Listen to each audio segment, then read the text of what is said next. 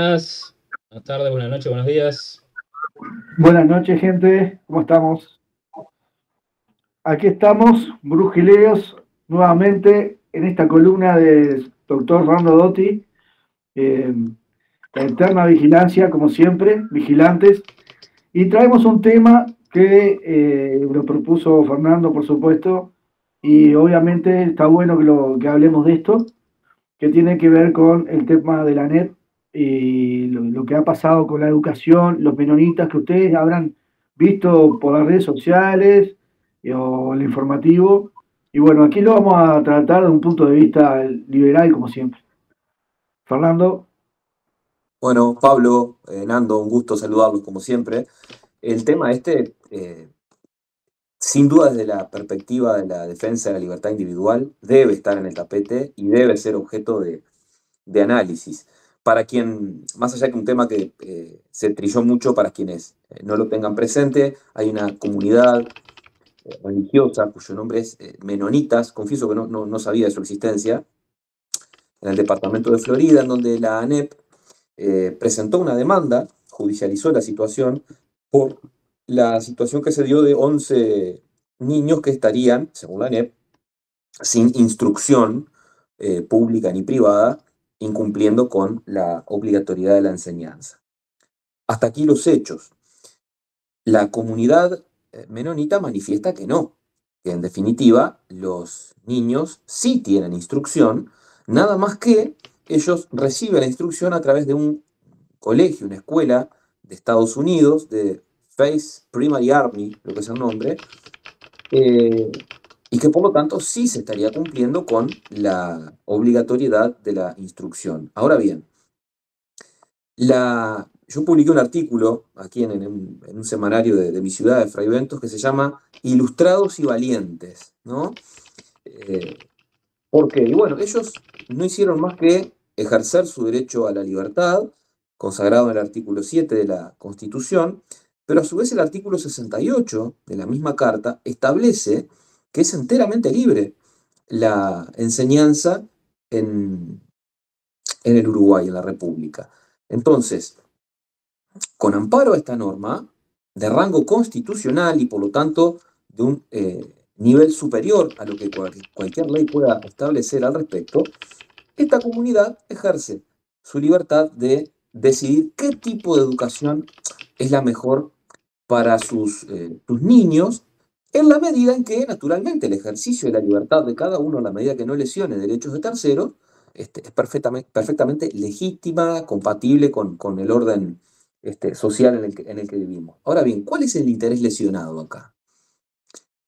Primero que no hay ninguno, pero hay un interés, si se quiere, que de costado entra, y es el de los burócratas, es el de los políticos, ¿no? Y bueno, ¿y por qué?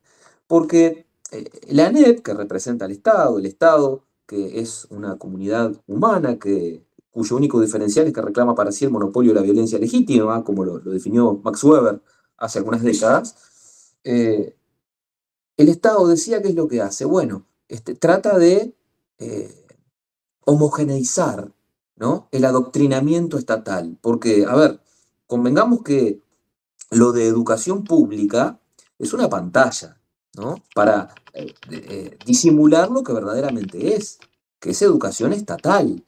Porque ni la educación pública ni la privada son distintas. En todo caso, la educación privada, si hay algo que está privada es de toda independencia, puesto que lo único que puede hacer un colegio privado es definir de qué color va a ser el uniforme de los chiquilines y cómo se va a pintar la fachada de su edificio. Y bueno, ¿y por qué? Porque viene la currícula, que si no se cumple no te habilito, y vienen las botas, ¿no? A imponer los controles, los verticalazos, los inspectores para ver si se está cumpliendo o no con el paradigma de lo que un político y un burócrata entiende que es lo mejor para cada uno de nuestros hijos. Es esa megalomanía asombrosa, es esa fatal arrogancia, citando a Hayek, de creer que son una suerte de ángeles celestiales, que pueden decidir mejor que la propia gente qué es lo mejor para sus propios proyectos de vida.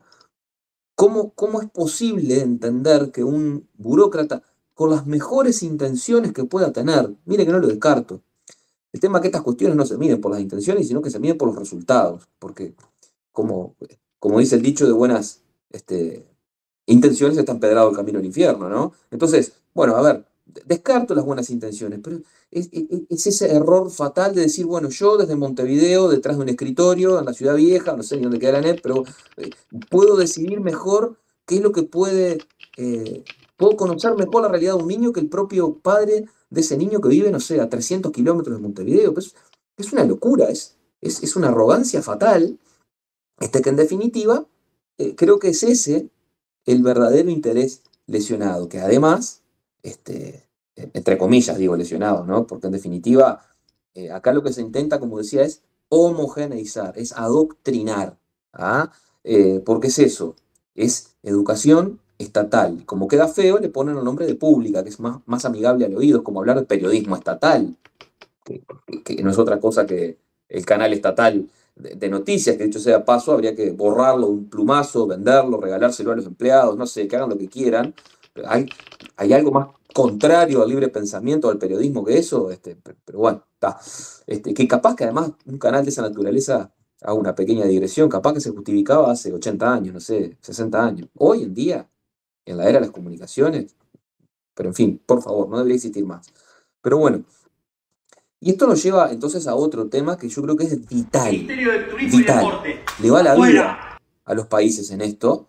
Así como hablamos hace unas columnas pasadas de que el problema del desempleo forzoso es una tragedia para quien lo padece, realmente, este problema, el problema de la educación, es una tragedia para la sociedad, es una tragedia para el país, es una tragedia para la República.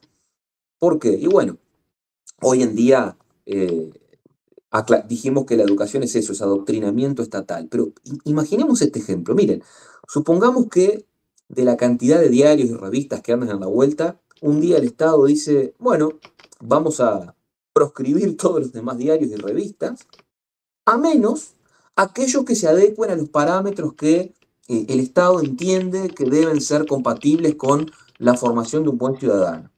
Y entonces lo aplicamos a los niños, ahora y adolescentes, decimos, bueno, solamente los niños y los adolescentes pueden leer este tipo de libros o revistas. Bueno, esto sería una locura, horrorizaría a todos los ciudadanos. Bueno, eso precisamente es lo que pasa con la educación estatal, no pública, mal llamada pública.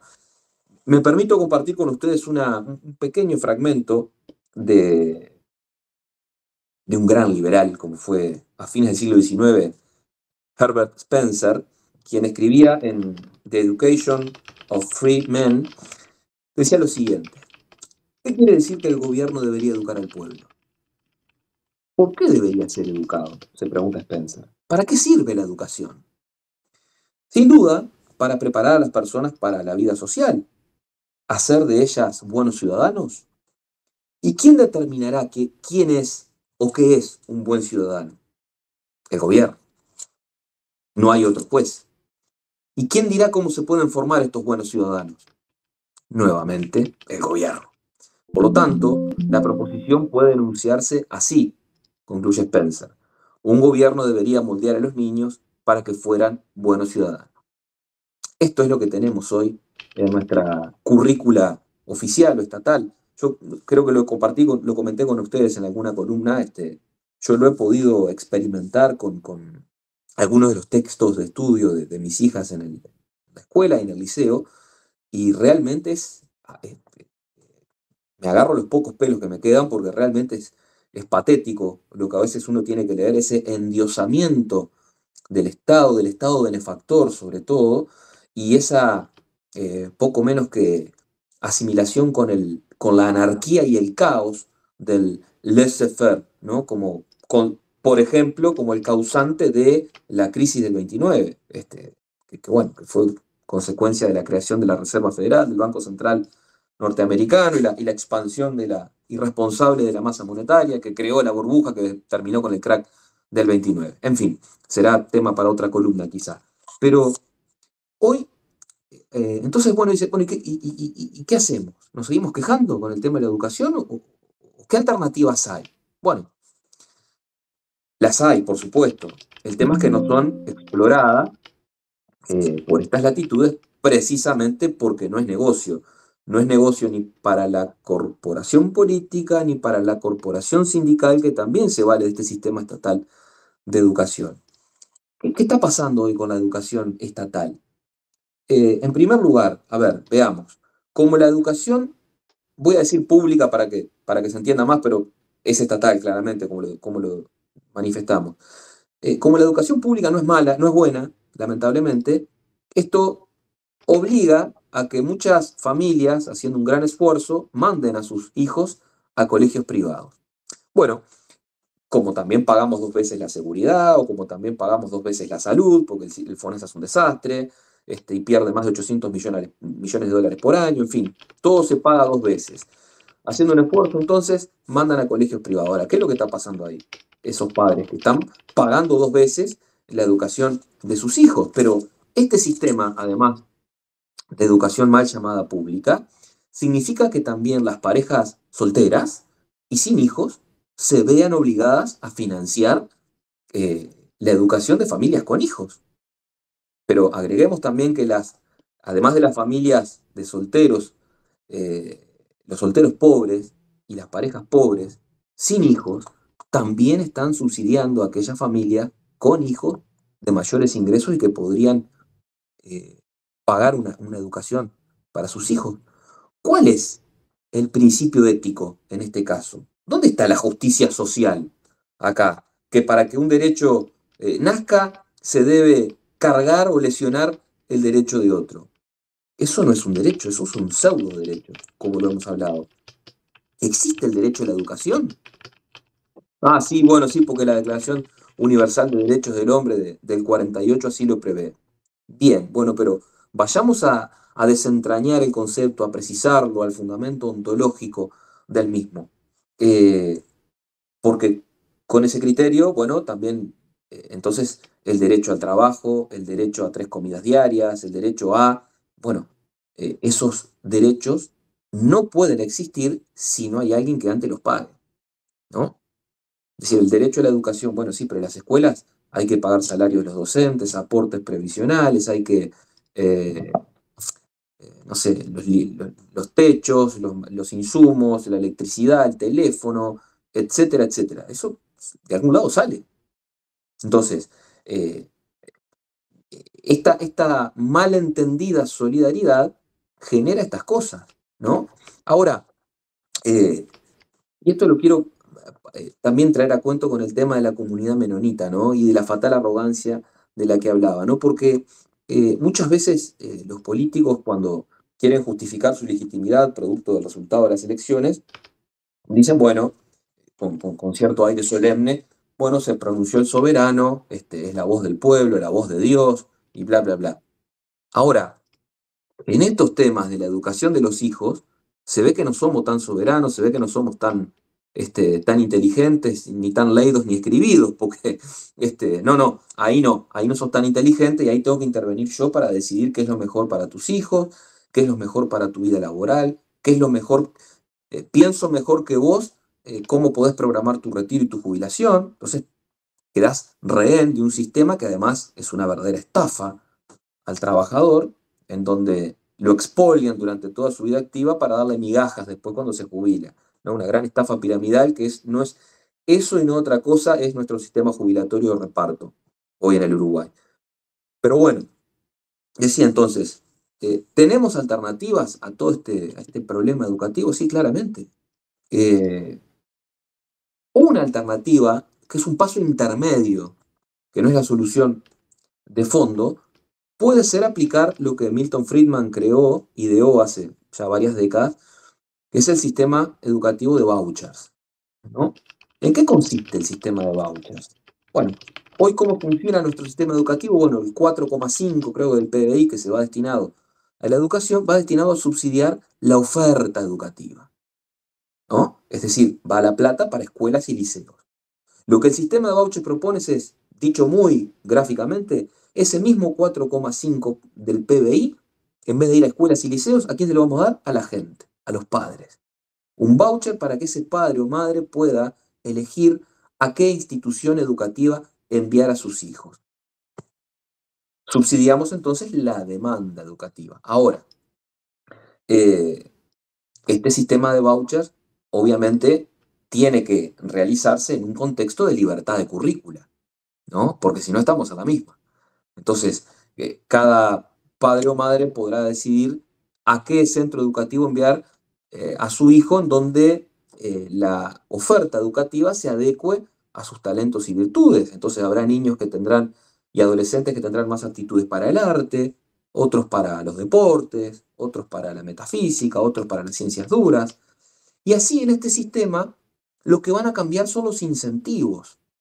¿Por qué? Y bueno, ¿qué es lo que tenemos hoy? Tenemos centros educativos en donde, primero, no hay ningún incentivo a la excelencia, por el contrario, al Estado lo que le conviene es homogeneizar, ¿no? Y tener a todos parejitos, independientemente de nuestras diferentes talentos y virtudes, nos aplican a todos el mismo eh, arsenal de conceptos, digamos, ¿no? De materias, de contenidos. Eh, pero bueno, como decía, esto al tener libertad de currícula va a permitir esas cosas. Ahora, también puede existir, Chile es un ejemplo de ello, el sistema de vouchers asimétricos, en donde aquellas familias de más bajos recursos pueden tener un complemento al voucher estatal, que además es intransferible, no se puede canjear por otras cosas, vale solo y exclusivamente para ser presentado ante un centro educativo. Decía, podrá elegir el colegio, el centro educativo que más se adecue a las capacidades de su niño. Y lo relevante de que el sistema de vouchers esté direccionado más con libertad de currícula es esto, es decir, si cambio el destino del dinero, en vez de subsidiar la oferta, paso a subsidiar la demanda, pero la currícula es la misma, quedo entonces en definitiva sujeto a la potestad del Estado que me habilite o no. Entonces, sigo teniendo el mismo problema. De esta otra manera, no. Decía, hay algunas objeciones al sistema que se le pueden hacer, que son válidas, en el sentido de que se sigue financiando coactivamente, por ejemplo, ¿no? Pero me parece que esto es un giro, al menos radical, de 180 grados a lo que estamos acostumbrados hoy, en donde, ¿qué es lo que va a pasar? Y bueno, el centro educativo ahora se va a esforzar por tener no solo un buen centro educativo, con buenas condiciones edilicias, de higiene, con buenos docentes, con buenos contenidos, que no falten, que los chiquilines no queden rehenes de a veces de conflictos, de ocupaciones, de inasistencias, en fin, porque si no, ¿qué es lo que va a pasar si eso sucede? Y bueno, el padre o la madre, que ahora van a tener el poder de decidir y de elegir, podrán llevar a su hijo a otro centro educativo donde se brinden mejores soluciones. Esto parte de la premisa filosófica, ¿acaso? De que la educación no es algo cerrado, no es algo que no es una construcción a priori en donde unos pocos iluminados van a decidir cuáles son los contenidos que hay que inculcarle a los chiquilines. Por el contrario, la educación es un proceso absolutamente abierto, con un único puerto de salida, nunca de llegada. Vamos a estar siempre navegando en el mar de la ignorancia. Y a medida que más conocemos, más ignorantes somos, porque en definitiva además todos somos ignorantes, nada más que en distintos temas, ¿no? Pero un proceso además en el cual nadie tiene la posta. Es un proceso de permanente ensayo y error, ¿no? Entonces, a mí me gusta mucho citar el ejemplo de uno de los genios más grandes de la humanidad, que fue Leonardo da Vinci, ¿no? Leonardo da Vinci nunca fue a la escuela, ¿no? Porque era un hijo natural, no reconocido. Su papá era escriba. Si él hubiera sido un hijo legítimo, seguramente hubiera sido escriba, escribano. Y nos hubiéramos perdido todo esto otro que conocimos, la humanidad, ¿no? Es decir, además de la particularidad que tenía Da Vinci, que escribía de derecha a izquierda, él también firmaba sus escritos y sus obras como Leonardo da Vinci, hijo de la experiencia, ¿no? Era su fuente de conocimiento, acaso. Pero me parece de vital importancia hacer hincapié en este tema. Es algo que es necesario, que hay países que lo han instrumentado y ha sido exitoso. porque además, lamentablemente, nuestro sistema actual de subsidio a la oferta educativa, lo mismo que hablamos para la materia laboral, el problema no es el chef, el problema es la receta. Entonces, lo único que cambian son los actores de una misma película que se viene dando y reiterando desde hace muchas décadas. Es necesario cambiar. Y además, ¿por qué? Y bueno, primero porque los indicadores así lo indican, que se está prendiendo la luz amarilla del semáforo. 8 de cada 10 niños, adolescentes, perdón, del secundario, del tercer año de secundario, no tienen comprensión lectora del Uruguay. Esto es un dato que realmente es muy preocupante y que debería decir, bueno, a ver, intentemos algo distinto. Pero ¿acaso lo único que uno ve siempre es más voluntarismo, es presentarse como mejor gestor de lo que ya existe, pero nada va a cambiar? Entonces, creo que debemos asistir a un cambio de paradigma que si se analiza fríamente, no es que se va a privatizar la educación, como a veces con mala intención se dice. Es la misma plata que hoy se destina para subsidiar la oferta, esa misma plata se la damos a la gente. La gente tiene el poder ahora de decisión, no los representantes en el Estado. Me pareció importante, oportuno, a punto de partida de lo que sucedió con esta comunidad menonita, que para que quede claro, cualquier liberal bien parido en el mundo tiene que estar a favor de los menonitas y desearles el mayor de los éxitos en esta vergonzosa demanda que inició la ANEP contra ellos. Pero por eso decía que el tema habilitaba para traer a consideración de la gente todos estos conceptos, ¿no? Te dejo, Pablo. Exactamente, totalmente de acuerdo. Nosotros los liberales estamos muy, muy de acuerdo, obviamente, con la libertad también en la educación. Y una de las cosas que tenemos en un país tan estatista, una de las soluciones, en lo personal, lo digo, me parece una buena opción, por ejemplo, el sistema de vouchers. Porque obviamente no podemos, de un momento para otro, sin educación, un montón de gente, un país que tiene un porcentaje de pobreza y de niños que no tienen la oportunidad de que los padres se puedan hacerse cargo de su bolsillo de la educación privada o pagar directamente educación, porque hay una cosa que, como tú bien decías, tenemos que zafar completamente de esta educación del Estado, que adoctrinamiento. Yo lo he comentado aquí en el canal, a mi hijo le han echado de la clase, estoy hablando de secundario, por discrepar cosas políticas con profesores que le han querido inculcar cosas socialistas. O sea, estamos hablando de adoctrinar. Mi hijo, el más chico, Lucas, está en primero de liceo, no quiere ir más, le vienen hablando maravillas, le hablan con la E, lenguaje inclusivo. Si él no quiere o no le gusta, o si opina, ya tiene problemas. ¿Viste? Entonces, está pasando eso. No digo que a todo el mundo le pase, pero a mis hijos, que casualidad, dos de ellos están teniendo dificultades con esto, ¿no? Y Pero además, obviamente una educación muy cerrada que apunta siempre a un mismo lado, que es una izquierdización. sí, sí. Es ¿viste cuando dicen, bueno, el Uruguay, el Estado uruguayo no sostiene religión alguna, o citan el artículo 5 de la Constitución? Bueno, sí, está bien, pero hay otra religión indirectamente encubierta que sí se sostiene, que es la adoración, la estatolatría, ¿no?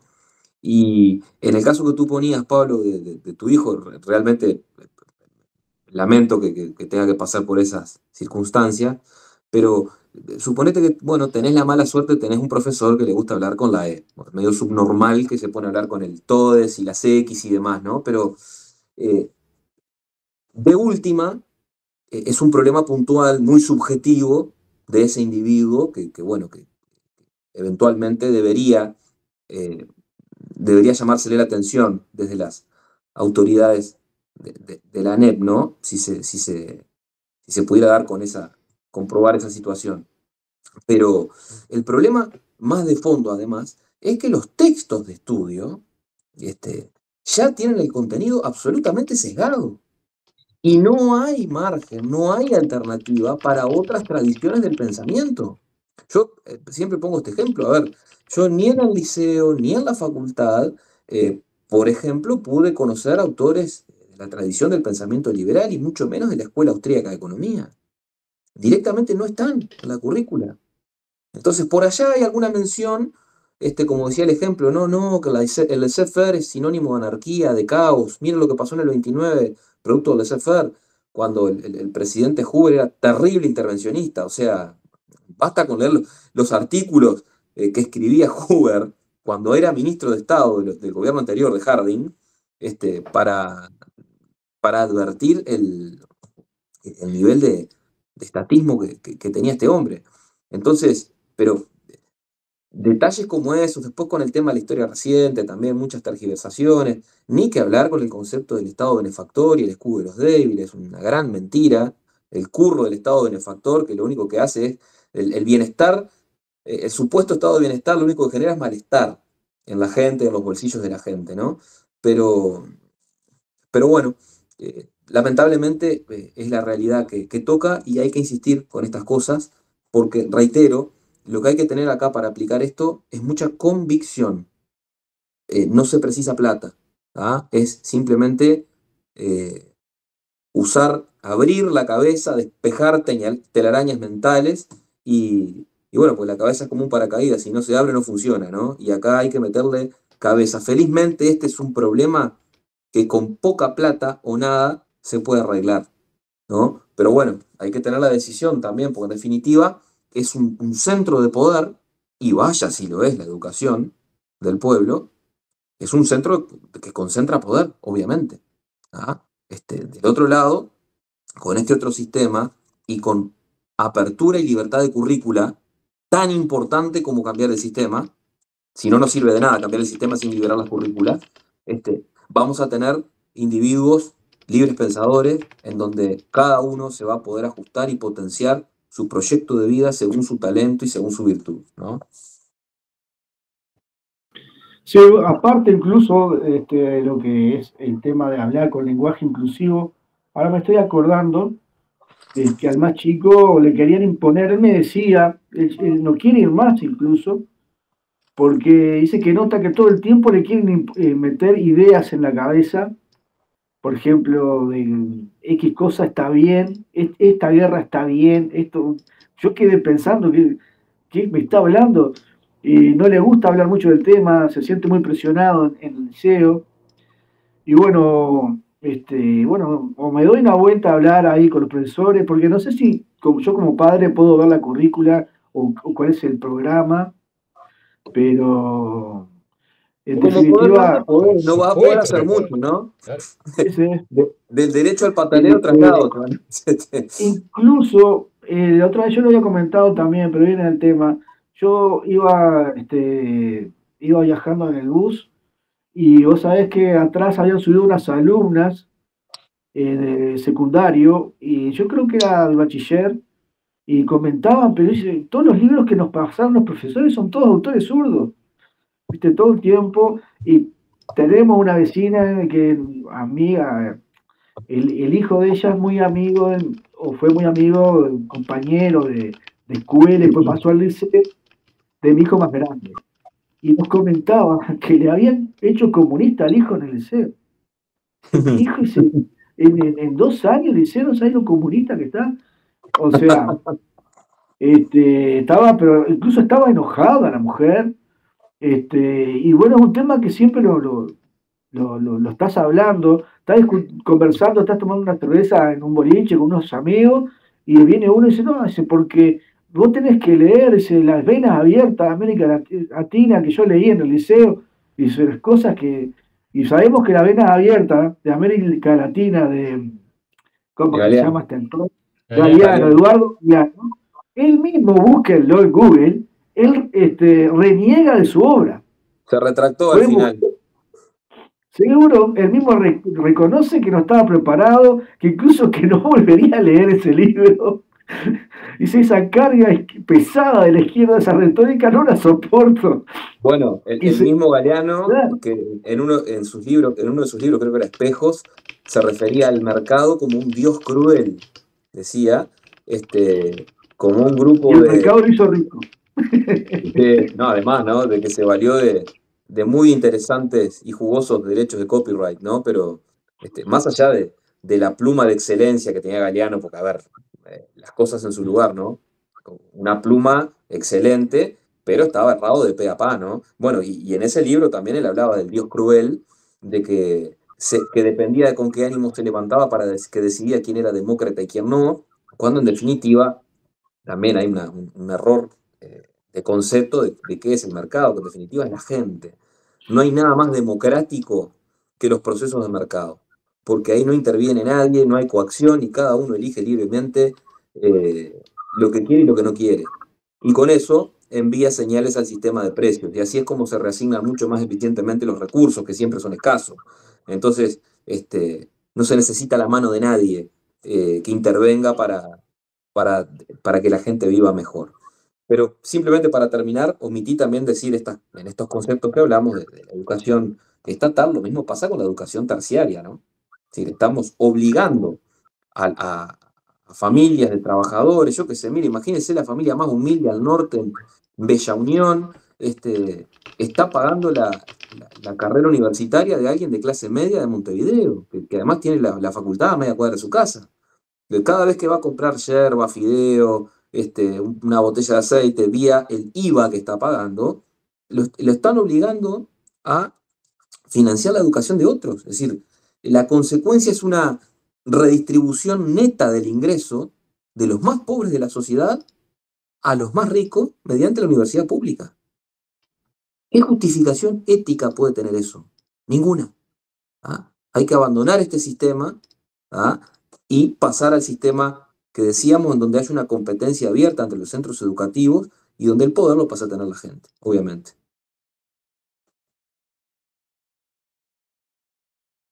Me gustó la foto, Nando, muy graciosa y muy real. Ese es mi trabajo. Mientras ustedes hablan, Muy buena, muy buena. Pero bueno, muchachos, por acá creo que estamos en el tiempo ya. Decir que estos sistemas funcionan, se aplican, dije Chile, omití decir Suecia, algunos estados en los Estados Unidos también aplican este sistema de vouchers, en Filadelfia se aplica, en Nueva York también, o sea, existen, hay otras opciones, hay otras posibilidades, hay que simplemente abrir, como decía, la mente y explorar otras avenidas del conocimiento que nos lleven a resultados distintos, para hacer algo distinto, porque si no nos vamos a seguir lamentablemente repitiendo en el error, ¿no? esperemos que se vislumbre el cambio. Pero Sí. está complicado. Para los frentistas que se asustan con esto, porque yo no quiero ser grosero, pero hay un problemita, no sé si hay un poco de gelatina a veces en el cerebro. Tabaré Vázquez quiso imponer el sistema de vouchers también, lo propuso. Así que a llorar la maternidad, como se dice, ¿está? Reitero, el sistema Gente de del mundo voucher, encantado. ¿Te acuerdas que estuvieron en Nueva Zelanda, de otros países, diciendo cómo esta gente prospera y somos muy parecidos? Porque ellos son con un libre mercado tremendo y esta gente, claro, no quiere largar el hueso, ¿no?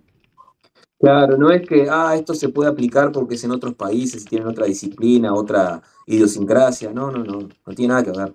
Yo siempre pongo el ejemplo. Hoy, si hubiera una suerte de determinismo antropológico, no sé, los australianos hoy serían todos ladrones, porque los primeros pobladores de Australia fueron los ladrones que se sacaban encima Inglaterra, no tenían dónde meterlos, los tiraba para Australia. Entonces, bueno, ¿y cómo es el tema? No, la clave son los marcos institucionales. Es lo que hace a una nación, a una sociedad próspera o no. Si uno tiene marcos institucionales que están amigados con la protección de la libertad, de la propiedad privada, seguramente vas a tener sociedades más prósperas, independientemente de las cuestiones históricas, de idiosincrasia de las naciones. Otro ejemplo es Alemania. ¿Hay un pueblo acaso más disciplinado que el alemán?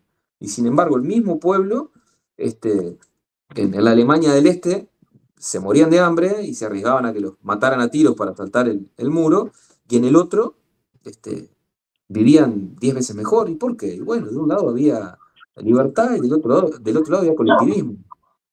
Es así. La historia no es un caos incomprensible regido por el azar. No, son las ideas lo que determinan el curso de la historia. Y si se aplican ideas correctas, las sociedades van a ser más prósperas y mejores. Cuando se aplican malas ideas, bueno, también los resultados están a la vista, lamentablemente, ¿no? Pero bueno. Así es, sí, así es. Brujuleros, comenten abajo en la caja de comentarios qué les parece el sistema de vouchers. Tienen que poner que sí, que les parece, porque si son frente amplistas, su amo y señor Taber Vázquez alguna vez lo propuso. Así que, y la evidencia empírica, nosotros los liberales nos gusta la evidencia y contra eso no hay ley. Fernando, muchas gracias por estar acá, como siempre. Un gusto, como siempre, conversar con ustedes y compartir estos minutos con la gente que nos sigue. Es posible un futuro mejor. Ese futuro existe solo si es liberal. ¡Viva la libertad! Vamos arriba. Carajo. Vamos arriba. Nos vemos. Un abrazo. Nos vemos, gente.